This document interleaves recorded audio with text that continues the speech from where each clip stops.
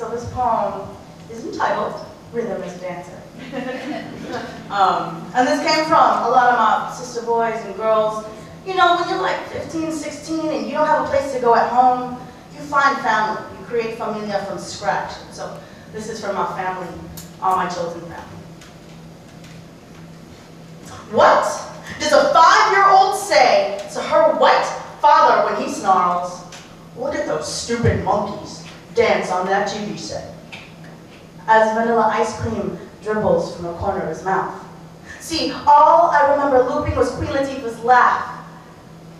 Trying to smudge out discomfort I was too young to name, to politicize, to rally a cry, to spit back. I could hardly even move. But growing up, I do remember the Royal, pronounced like Roy and Al for Big Gay Pyrotechnics. Thursday nights while younger queers teamed into Logan Square, armed with a body lust that could squeeze out teenage awkwardity in just one dance. Being in 1998 and under 21 for $5, we could outwit our muscles, we could discover them. Boys with eyeshadow glitz to match their graphs on avenue walls. The pants or shirt you were forbidden to wear at home due to whatever that checkbox said on your birth certificate. Our mamas probably would have slit our wallets if they only knew where their work hours went. We kissed hard. We held hands. We danced cheek to cheek with girls. We told our family we're our best friends, even though they were really our girlfriends. And even though that meant, by my calculations, a new best friend every 5 or 6 months. We managed, it's time for the percolator, oh, it's time for the percolator, oh, in the veins way before hipster upswing, tattered property taxes, disemboweled hearts of brown queers everywhere, way before white straight folks took our moves, bought our clothes, or put holes in their own to call vintage. And some like Joanna, aka Johnny, depending on if you were her father or his lover, snuck sick butts by 3 a.m. and gave you this glare like he knew exactly how to hold you if you needed enough. Or Celia, who could out-pop-lock any b-boy and move her hips stunning to freestyle music, kicking more than kick snare drums. The following morning, girls would itch the lines of their palms for those fine ankles.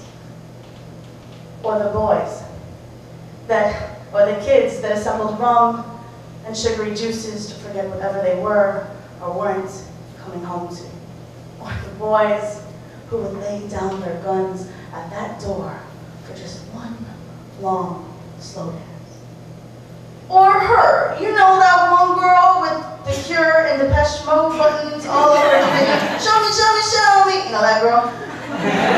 Too cool in the corner, who shook her leg a bit, particularly when it came down to salt and pepper. And maybe it was a trick of the strobe lights, but she even smirked a little.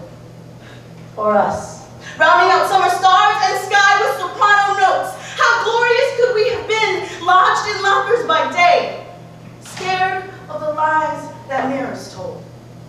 We came home breathless from dancing our queer bodies back to valid, because each time we'd make a ruckus, it wasn't to reinforce stereotypes, but to take back that space that is ours, that space in Chicago's sidewalks and in our rib cages that would coax us to love.